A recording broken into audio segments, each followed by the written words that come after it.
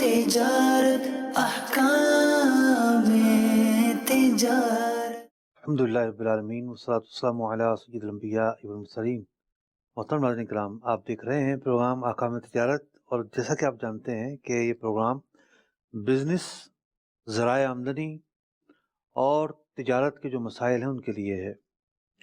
انسان کی زندگی کے دو رخ ہوتے ہیں۔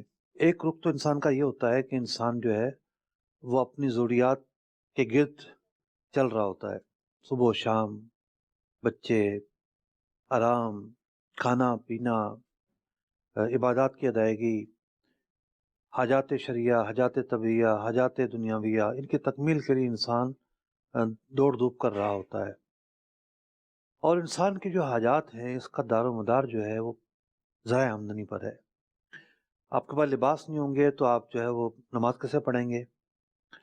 زکوٰۃ کا نکالنا موقوف ہے مالی حیثیت پر، حج کا ادا کرنا موقوف ہے مالی حیثیت پر، یعنی حج کی فرضیت کی بات ہو رہی ہے۔ تو مالی جو معاملات ہیں جہاں انسان ان کے ذریعے عبادات بجا لاتا ہے، ان کے ذریعے جو ہے وہ تمام حاجتیں پوری کرتا ہے، تو وہیں پر انسان مالی ذرائع اس کے کیا ہیں، مال کس ذریعے سے حاصل ہو رہا ہے، اور مال حاصل کرنے کے تعلق سے کہیں اس سے کوئی غلطی تو سرزد نہیں ہو رہی۔ یہ ایک بڑا ہی اہم ٹاپک ہے، اور فقہائے کرام کی اگر ہم تعلیمات کو دیکھتے ہیں تو فقہائے کرام کی تعلیمات ہمیں یہ بتاتی ہیں کہ لین دین کے جو مسائل ہیں وہ عبادات سے بھی زیادہ ہیں۔ نماز، روزہ، حج، زکوٰۃ، قربانی، عبادات کے چیپٹر تو چند ہیں، لیکن لین دین کے جو چیپٹر ہیں وہ بہت زیادہ ہیں۔ اور آج کے دور جدید کے اندر ایک سے بڑھ کر ایک جو ہے وہ مالی شکل ہمارے سامنے آ رہی ہے، یعنی وہم و گمان نہیں کیا جا سکتا تھا، ایسے ایسے طریقے جو ہے وہ تجارت کے ہمارے سامنے آ رہے ہیں۔ ایک فیلڈ کو اٹھائیں تو اس فیلڈ کے بھی نہ جانے کتنے انڈے بچے ہمارے سامنے آ جاتے ہیں۔ اب مثال کے طور پر آن لائن ٹریڈنگ ہے۔ آن لائن ٹریڈنگ یا ای کامرس کوئی ایک لفظ نہیں ہے یا دو لفظ نہیں ہے، پوری دنیا ہے۔ اس میں حلال بھی ہے، حرام بھی ہے، اس میں دھوکہ بھی ہے، چیٹنگ بھی ہے، اس میں ایک سے بڑھ کر ایک امانت دار، وعدے کا سچا، اور جو بات کہی اسے پورا کرنے والا بندہ بھی موجود ہے۔ لیکن جس فیلڈ میں بھی آپ چلے جائیں، یعنی کچھ چیزیں تو وہ ہیں جو جن کا حرام ہونا واضح ہے۔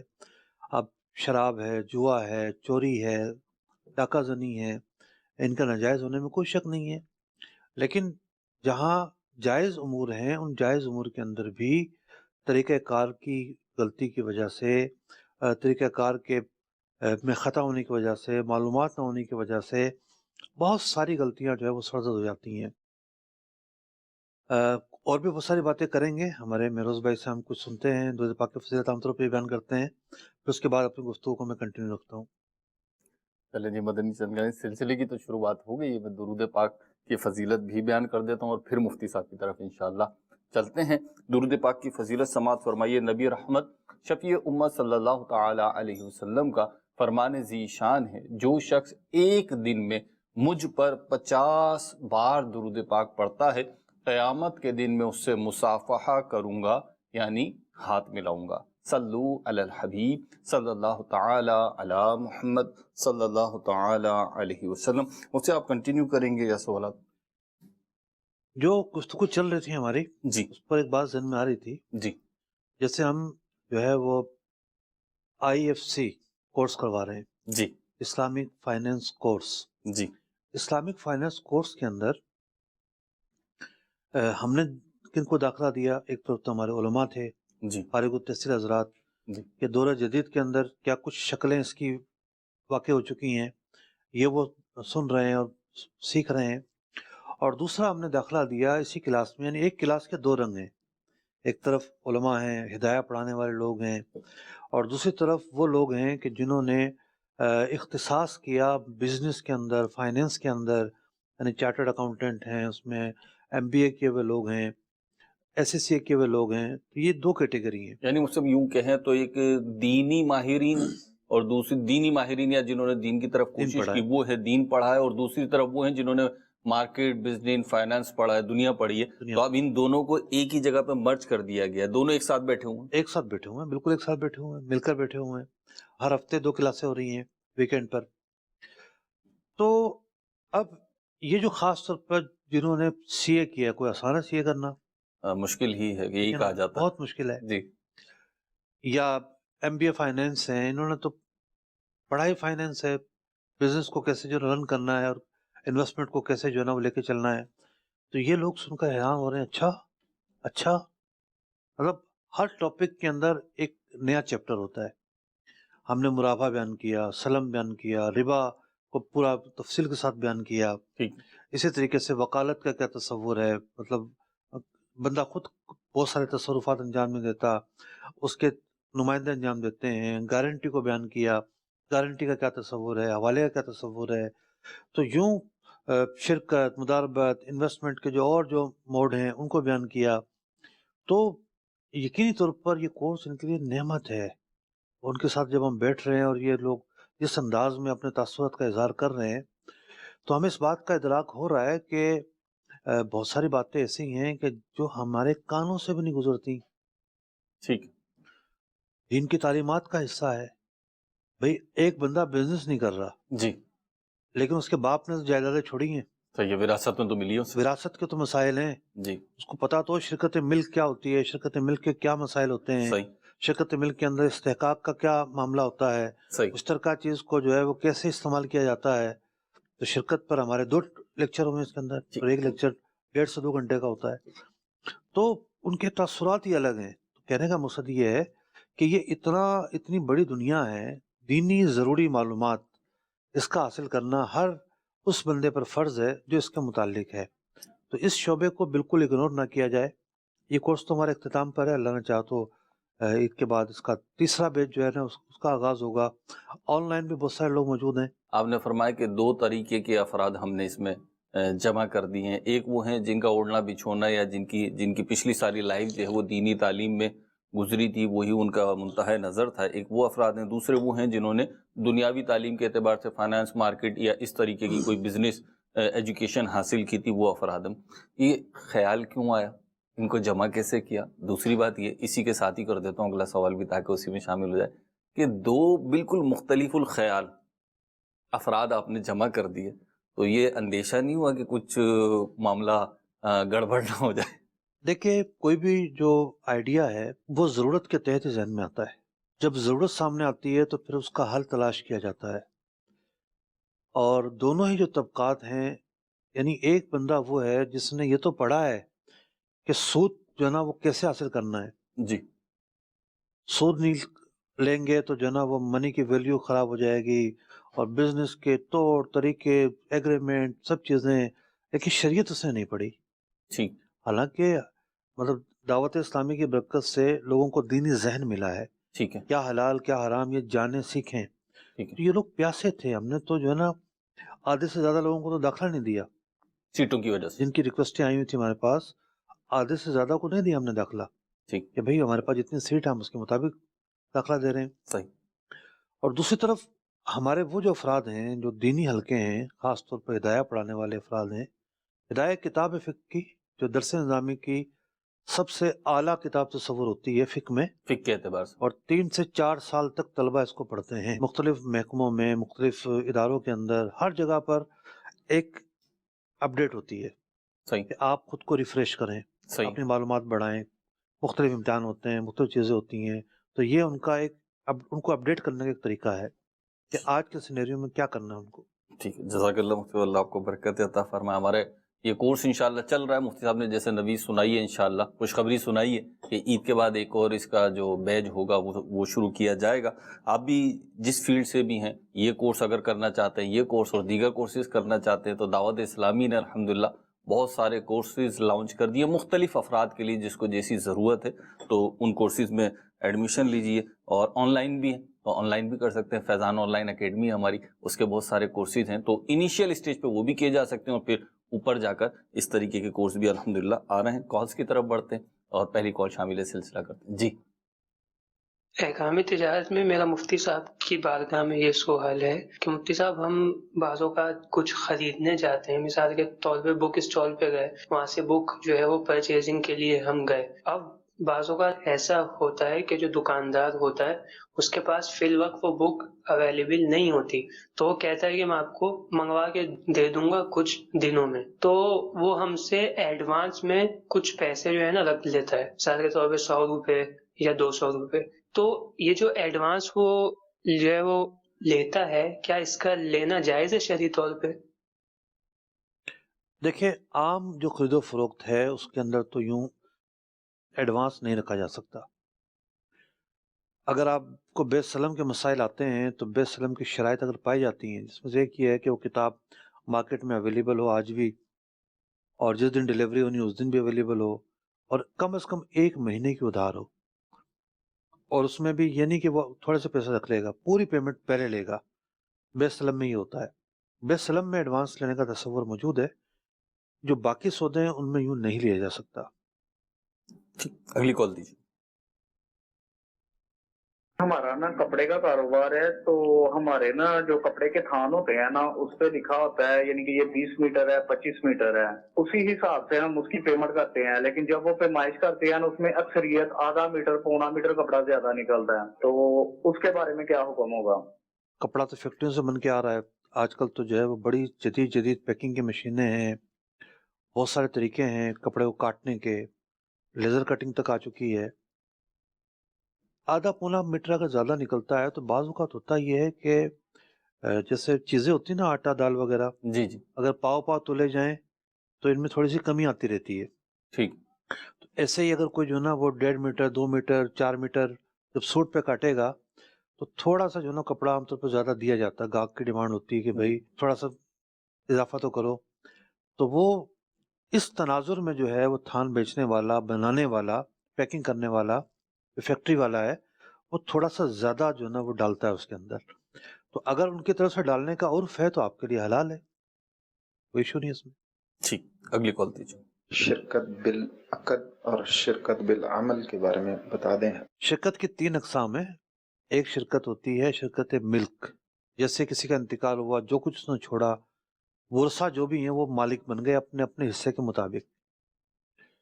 اب یہ جو چیزیں ہیں یہ بیچنے کے لیے نہیں لی انہوں نے، مطلب ایک تو کوئی معاہدہ بھی نہیں کیا، آج خود مالک بن گئے. شرکت ملک میں ضروری نہیں کہ معاہدہ نہ ہو، معاہدہ ہوتا بھی ہے. جیسے بلڈر ہے، 2 بلڈروں نے مل کے پلاٹ خریدا ہے، پلاٹ بیچنے کے لیے نہیں ہے، رکھنے کے لیے ہے. اب جو ہے وہ اس پر یہ بلڈنگ بنائیں گے، ٹھیک ہے، اور پھر جو ہے وہ بلڈنگ میں فلیٹ بنیں گے، فلیٹ میں فلیٹ بیچے جائیں گے، بلڈنگ بھی تابع ہو کے بیچی جاتی ہے. خیر، تو بہت ساری چیزیں ایسی ہوتی ہیں، 2 آدمی مل کے جو جانور لے لیے کہ چلو بھائی دونوں خرید لیتے ہیں. تو بہت ساری چیزیں ایسی ہوتی ہیں کہ جس کے اندر شرکت ملک ہوتی ہے. وہاں یہ نہیں ہوتا کہ جناب یہ چیز ہم پیسے ملا رہے ہیں، چیز لیں گے بیچیں گے، لیں گے بیچیں گے، ایسا نہیں ہوتا. شرکت عقد یہ ہوتی ہے جو بزنس میں عام طور پر ہوتی ہے، 2 فریق مل کے پیسے ملاتے ہیں اور پھر کاروبار کرتے ہیں. شرکت اعمال جو ہے وہ تو چاروں طرف پھیلی ہوئی ہے. جیسے ہمارا یہ مدنی چینل ہے، ہم نے خدمات لی ہوئی ہیں سیٹلائٹ والوں سے. تو سیٹلائٹ والوں کی جو خدمات ہیں یہ کوئی جو ہے وہ مجموعہ ہے، تقریباً غالب پہلو اس کے اندر اعمال کا ہے. ایکسپرٹیز جب آپ کسی کی لیتے ہیں، کسی آڈٹ فرم کو آپ نے ہائر کیا ہے جناب آڈٹ کریں، تو وہ آ کے کیا کرے گی؟ آپ کی کمپنی کو تھوڑی بیچے گی، اپنا مال تھوڑی بیچے گی. وہ آ کے جو ان کے پاس اسکلز اور ایکسپرٹیز ہیں وہ آپ کو آ کے فراہم کریں گی. 2 ڈاکٹر مل کے بیٹھ جاتے ہیں، 2 درزی مل کے بیٹھ جاتے ہیں. تو یہ شرکت اعمال کی صورت ہوتی ہے. ریل اسٹیٹ بروکر جو ہے نا 2 مل جاتے ہیں، ہم کام کریں گے، تو شرکت اعمال کی صورت ہے. یہ خلاصہ ہے اس کا. چلیے جی. اگلی کال دیجیے. حضور میرا سوال ہے، میں جو پیسے رکھنے سے منٹ ملتے ہیں ان کا استعمال کرنا کیسا ہے، جائز ہے یا یہ ناجائز؟ موبائل کمپنیوں میں جو پیسے رکھنے کی وجہ سے منٹس ملتے ہیں وہ سود ہیں، وہ استعمال نہیں کر سکتے. ایسا اکاؤنٹ بھی نہ کھلوائیں جس میں لازمی ملے اور آپ کو خرچ بھی کرنا پڑے. اگلی کال دیجیے. اگر پارٹنر بن رہے ہیں تو پارٹنر کی بنیاد کیا ہونی چاہیے؟ اگر ایک آدمی کی ملکیت ہو اور دوسرا آدمی مزدور ہو اور مزدوری کر کے پارٹنر بنا جا سکتا ہے؟ برائے کرم جواب ارشاد فرمائیے، جزاک اللہ خیرہ۔ پارٹنر بننے کی دو صورتیں ہوتی ہیں، یا تو دونوں کا پیسہ ہو یا ایک کا پیسہ ہو، ایک کی محنت اور مزدوری ہو، پارٹنر بنا جا سکتا ہے۔ لیکن کس چیز میں پارٹنر بننا ہے، کیا کام کرنا ہے، یہ دیکھا جائے گا نا۔ مثال کے طور پر ایک آدمی بولے کہ جی مجھے ٹھیلے کی ضرورت ہے، بس آپ ٹھیلا مجھے خرید دو اور میں آپ کو پارٹنر بنا لیتا ہوں، ٹھیک ہے جی تو بھائی ٹھیلے کی بنیاد پہ تھوڑی آپ پارٹنر بنیں گے، وہ تو آپ کو پیسہ دے گا، پھر آپ اس پیسے سے جو بھی چیز بیچنی ہے وہ خریدیں گے بیچیں گے، خریدیں گے بیچیں گے، کاروبار بڑھے گا، نفع ہوگا، وہ آپ تقسیم کریں گے۔ تو یوں دو قسمیں ہیں، لیکن جب آپ کرنے جائیں گے تو اس کی تفصیل بھی ہوگی، آپ کو پوچھنا بھی پڑے گا پھر علماء سے۔ اگلی کال دیجیے۔ میرا نام محمد حسین اطاری ہے، میں ضلع اوکاڑا کے گاؤں سے عرض کر رہا ہوں۔ میں ایک دکاندار ہوں، سوال میرا یہ ہے کہ ایک چیز میں نے 5 روپے میں خریدی تو اب اس کی میں بیچتا ہوں 10 روپے میں، تو پیچھے ریٹ بڑھ گیا، اب اس کا ریٹ ہے 8 روپے، تو زکوٰۃ کا میں حساب کس طرح کروں گا؟ 5 روپے میں کروں گا، 8 روپے میں کروں گا، یا جتنے کی میری بکے گی اتنے کا کروں گا؟ دیکھیے مال کی جو ویلیو لگائی جاتی ہے نا، وہ کرنٹ ویلیو لگائی جاتی ہے، نہ خریدنے کا حساب ہوتا ہے نہ بیچنے کا حساب ہوتا ہے۔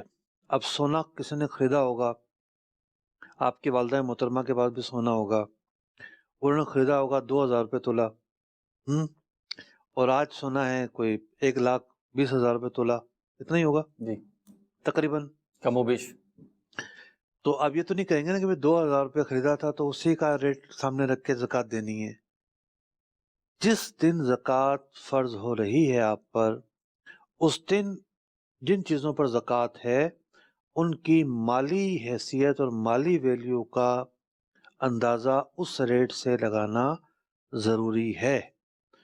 تو ایک بات تو طے ہے، چیز کی ویلیو بڑھ گئی ہے، اب وہ خریداری میں بھی آپ کو بھی 5 روپے کی نہیں مل رہی، تو 5 کا حساب کیسے لگا سکتے ہیں؟ ٹھیک ہے، 8 سے کم تو نہیں لگا سکتے، یہ بات طے ہے، لیکن 8 لگائیں کہ 12 لگائیں، 10 لگائیں 12 لگائیں، جتنے کی بکری ہے۔ بکری ہے، تو کم از کم جو آپ کو پڑی ہے، پڑی سے مراد یہ کہ آج اگر آپ خریدیں گے تو اس کی مارکیٹ ویلیو آج ہی ہے خریداری کی، اس سے نیچے تو آپ نہیں جا سکتے، لیکن بہتر یہ ہے کہ بیچنے اور خریدنے کا جو اوسط ہے اس کو سامنے رکھ کے زکوٰۃ کی ادائیگی کی جائے۔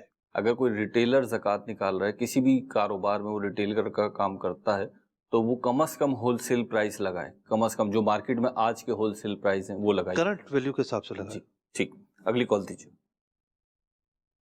میرا مفتی صاحب سے سوال یہ ہے کہ اگر کوئی شخص قرض پر اس طریقے سے نفع اٹھائے کہ جو شخص مثال کے طور پر 1,00,000 روپے کا قرضہ مانگنے آیا ہے تو ہم اس کو قرض دینے سے پہلے 2-3 ہزار روپے کی کوئی چیز بیچ دیں، مثلا ایک چھوٹا سا 10-20 روپے کا پین ہے، وہ ہم اسے 2-3 ہزار میں بیچ دیں، اور یہ بیچنے کے بعد ہم اسے 1,00,000 روپے قرضہ دے دیں، اور پھر وہ مخصوص وقت کے بعد یعنی 1 مہینے کے بعد وہ ہمیں 1,02,000 روپے دے، تو کیا اس طریقے سے قرض پر نفع اٹھانے کا جواز موجود ہے؟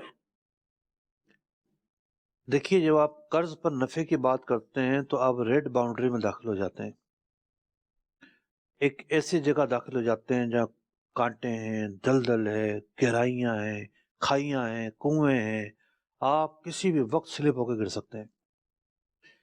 جب اتنا نازک معاملہ ہو تو پھر آنکھ بند کر کے تو نہیں جائیں گے نا آپ، ایسے کسی بھی معاملے کو اٹکل پچو سے یا موٹے موٹے آئیڈیاز سے آپ ڈسکس نہ کریں۔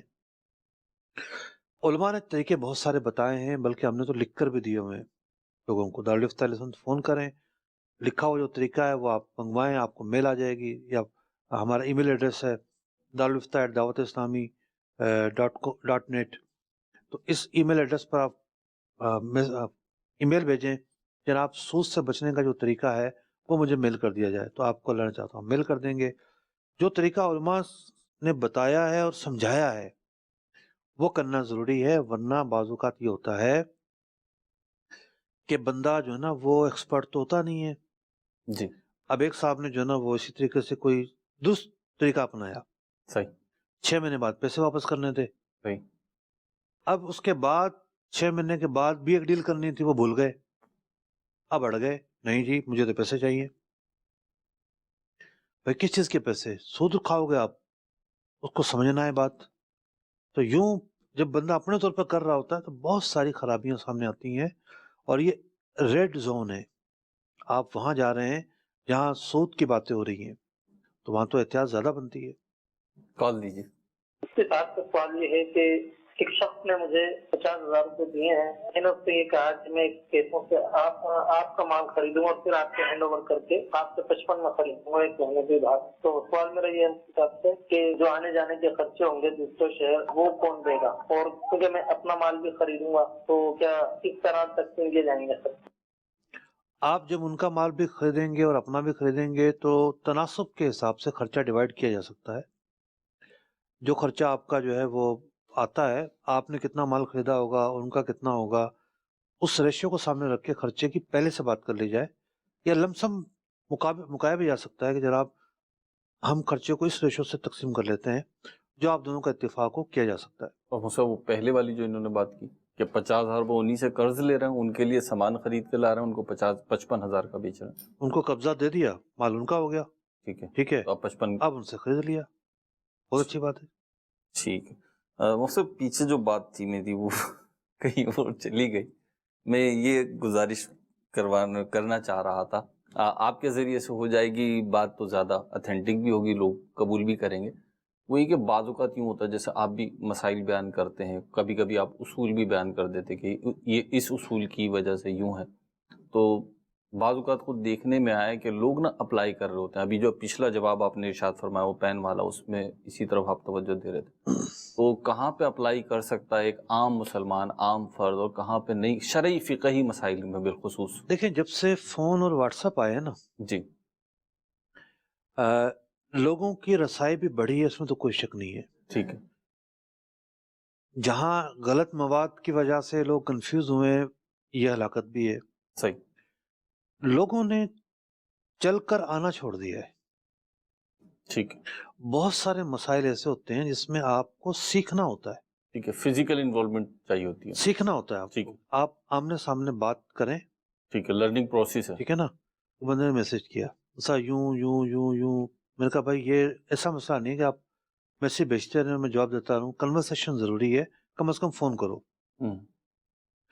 مسئلہ یہ تھا کہ جی ایک ایپ ڈیولپر ہے، اور ایپ ڈیولپر کو تنخواہ ملتی ہے، اور تنخواہ اس کو جو ملتی ہے اس کو ساتھ میں ایک اور پیکج ملتا ہے کہ جناب کمپنی اتنے فیصد شیئر آپ کو دے گی آپ جاب کرتے رہیں گے۔ تو میں نے پوچھا کہ جناب آپ اگر پہلے سال چھوڑ دیں گے تو کہتے نہیں، وہ اصل میں 4 سال کا ایک پیریڈ ہے، مثال کے طور 100 شیئر دینے اگر اس نے، تو اس نے 25 شیئر 4 سال میں تقسیم کر دیے، ٹھیک ہے، جتنے دن آپ نے جاب کی اتنے ہی آپ کو شیئر دے دیں گے۔ ٹھیک ہے۔ تو اب یہ جو شیئر کمپنی کا دینا تھا یہ دراصل اجرت کا ایک حصہ ہے، ٹھیک، کیش اتنے دیں گے اور شیئر اتنے دیں گے۔ پھر اس میں ایک بینیفٹ یہ ہوتا ہے کہ کمپنی نے پہلے دن ہی لاک کر دیا کہ یہ $2 کے حساب سے آپ کو ہم نے شیئر دینا ہے 4 سال کے دوران، ٹھیک ہے، وہ اپ ڈاؤن نہیں ہوگا۔ صحیح۔ اب جو کوئی کنفیوژن ہو سکتا تھا وہ دور ہو گیا۔ اب اس بالکل ایک نیا اور جدید اور ایک دم لیٹسٹ سوال، ٹھیک ہے، تو اب وہ صرف میسج پہ پوچھتے رہتے تو نہ میں سمجھ پاتا ان کی بات، نہ وہ میری بات سمجھ پاتے۔ ٹھیک، تو بعض اوقات کنورسیشن ضروری ہوتی ہے، فون پر بھی چیزیں نمٹ جاتی ہیں، لیکن بہت سارے مسائل میں آ کے سیکھنا پڑتا ہے۔ اس جذبے کو بیدار کیجئے کہ یا تو آپ بولتے ہیں یار محلے کے امام سے پوچھ لیا کافی ہے، ٹھیک ہے، ہر مسئلہ ایسا نہیں ہے جو وہ بتا سکے، سمجھا، بعض اوقات بتا دے گا، سمجھا نہیں سکے گا۔ ٹھیک، اس نے بتا دیا بارشت میں لکھا ہے یوں ہے، ٹھیک، اب آپ اس پر سوال کریں گے میرے بزنس میں تو یوں ہوتا ہے، وہ اس کا ایکسپرٹ نہیں ہے، ٹھیک، وہ اس کی تشریح نہیں کر سکتا، اس کے اور جو نتائج ہیں ان کو بیان نہیں کر سکتا، اس کے لیے ایکسپرٹس کے پاس آنا پڑے گا۔ اسے تو کرنا بھی یہی چاہیے، جی ہاں۔ نہ بتائیں آگے۔ اچھا 3-4 کیٹیگریز ہیں۔ ایک کیٹیگری وہ ہوتی ہے جو گزارا کر لیتی ہے، یہاں سے پوچھ لو وہاں سے پوچھ لو، ہمیں کئی میسج آ رہے ہوتے ہیں یار یہ کسی سے پوچھ دو نا، اس طرح کے آ رہے ہوتے ہیں، وہ گزارا کر رہے ہوتے ہیں، چلو اچھی بات ہے، پوچھنے کا جذبہ تو ہے پھر بھی۔ ایک وہ ہوتے ہیں جو کہتے ہیں کوئی ہمیں آئے سکھانے، ٹھیک ہے، ہم کنویں کے پاس نہیں جائیں گے، کنواں ہمارے پاس آئے. اگر اس کی کوئی کمپنی اتنی بڑی، اتنا بڑا کوئی کام ہے، سیٹ اپ ٹھیک ہے، کسی ماہر مفتی کی خدمات حاصل کر لیں، کوئی منع تو نہیں ہے نا. صحیح. لیکن ایڈوائزر. کچھ ہے ہی نہیں وہاں پہ. صحیح. 2 سوال پوچھ کے آپ اس کو واپس بھیج دو گے، یہ تو علم کی توہین ہے، یہ تو علماء کی قدر نہیں ہے. آپ کو پوچھنا ہے تو آپ چل کر جائیں. تیسری کیٹیگری وہ ہے جو چاہتی ہے بس فون پہ پوچھ لوں، میسج پہ پوچھ لوں. یہ ہے، جانا پڑے گا، جذبہ ہونا چاہیے. علم کے جو راستے میں ہوتا ہے، فرشتے پر بچھاتے ہیں اس کے نیچے، چونٹیاں دعائیں کرتی ہیں، بلوں میں جو جانور ہوتے ہیں، حشرات، وہ دعائیں کرتے ہیں. وہ بندہ جو ہے راہ خدا میں شمار ہوتا ہے. فضیلت کتنی ہے اس کی. اور پھر ایک بات سیکھنے جاتے ہیں، آپ 4 بات سیکھ کر آتے ہیں. تو سیکھنے کا جذبہ پیدا کریں، اسی میں بھلائی ہے. چلیں جی، کال دیجیے ہمیں. میرا مفتی صاحب کی بارگاہ میں یہ عرض ہے کہ پچھلے پروگرام میں یہ مسئلہ پیش ہوا تھا کہ گندم کی جو پسائی ہے وہ اس آٹے میں سے نہیں دینی. میں نے ایک چکی والے سے بات کی کہ آپ ہم سے جو ہے نا وہ لیا کریں، اس کی اجرت پیسوں کی شکل میں لیا کریں. وہ کہتا ہے کہ اگر آپ مزدوری اس کی دے دیں گے نا پیسوں کی شکل میں، تب بھی میں کٹوتی کروں گا، کیونکہ گندم جو ہے نا وہ خشک اور گرم ہو کے کم ہو جاتی وزن. 1 من کے پیچھے جو ہے نا وہ 39 کلو رہ جاتی ہے، اس لیے میں نے 1 کلو وہ آپ کے کٹوتی کرنی ہے. تو پوچھنا یہ تھا کہ اس طرح چکی والے کا کٹوتی کرنا جائز ہے یا نہیں جائز؟ ہمیں بہت خوشی ہوئی کہ آپ نے ایک پروگرام دیکھا، مسئلہ نہ صرف سیکھا بلکہ اس پہ عمل کرنے کی صحیح اور کوشش بھی کی. اللہ پاک برکت عطا فرمائے. دیکھیے، گندم میں 2 مسئلے آتے ہیں. ایک تو وہی آتا ہے جس سے آپ بچنا چاہ رہے ہیں کہ میں نے پسائی جو ہے وہ پیسوں میں دینی ہے، گندم میں نہیں دینی. دوسرا مسئلہ یہ آتا ہے کہ گندم یا چکی والا کہتا ہے کہ بھائی آپ 40 کلو مجھے دے رہے ہو تو میں آپ کو 40 کلو آٹا تھوڑی دوں گا. کچھ آٹا جل جاتا ہے تو یہ کٹوتی کہلاتی ہے. اس کا عرف ہے، اگر وہ کاٹتا ہے جتنا عرف چل رہا ہے اس مارکیٹ میں تو اس کا یہ عمل جائز ہے. وہ جو بات تھی اجرت میں آٹا دینا، یہ وہ نہیں کہلائے گی. یہ ایک جدا چیز ہے، اس کی گنجائش ہے، لیکن اجرت میں ہی جو ہے نا وہ گندم دے دینا یا آٹا دے دینا، اس کی گنجائش نہیں ہے. چلیے اگلی کال دیجیے. مفتی صاحب سے میرا سوال یہ ہے، اگر مہمانہ فضان مدینہ کی بکنگ کرواتے ہیں تو وہ 1800 روپے کی سالانہ ہے، گھر میں پہنچتا ہے، تو اگر مطبعۃ المدینہ سے 100 روپے کا خرید کر اس کے گھر میں پہنچا دیا جائے، وہ اوپر والے جو 50 روپے وہ اپنے پاس رکھ سکتا ہے کہ وہ آنے جانے کا اس کا پیٹرول بھی لگے گا؟ شرعی رہنمائی فرما دیجیے. دیکھیں، آپ کسی کے لیے کام کر رہے ہیں نا، وہ سمجھ رہا ہے یہ تو جو ہے نا وہ ویسے میرا پڑوسی ہے، ویسے لے کر آ رہا ہے، اور مجھے جو ہے نا وہ اتنے لا کے دے رہا ہے جتنے کا ملا ہے اس کو. اس کے ساتھ تو ہو گیا دھوکا.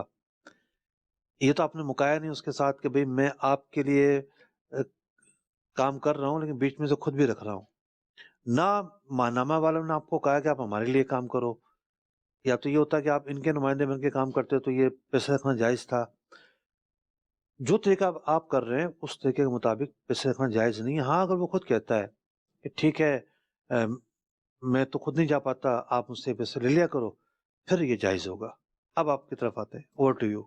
جی، مجھ سے فقہی جواب تو آپ نے ساری جواب جو بنتے انتظامی طور پہ ہماری طرف سے، یعنی مجلس ماہنامہ فضان مدینہ کی طرف سے ایسا کرنا منع ہے کہ کوئی شخص اپنے طور پر بکنگ لے لے اور پھر خود ہی ڈیلیور کرتا آپ یہ کہہ رہے ہیں کہ وہ 2 مہینے پہنچائے گا پھر نہیں پہنچائے گا. 2 مہینے پہنچائے گا، 3 مہینے پہنچائے گا، نہیں پہنچائے گا، دیر سے پہنچائے گا.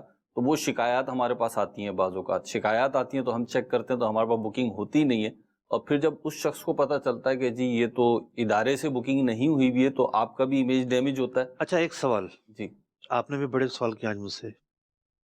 پاکستان میں کوئی ماہنامہ ہے یا میگزین ہفتہ وار ہے جو اتنی بڑی تعداد میں چھپتا ہو جتنا آپ کا چھپ رہا ہے؟ یس یا نو کیجیے گا. نہیں ہے کوئی؟ نہیں. کیا بات ہے. چلے ہمارے پروگرام کا وقت بھی اختتام کو پہنچا. مدنی چینل دیکھتے رہیے. صلو علی الحبیب صلی اللہ تعالی علی محمد صلی اللہ تعالی علیہ وسلم. احکام تجارت، احکام تجارت.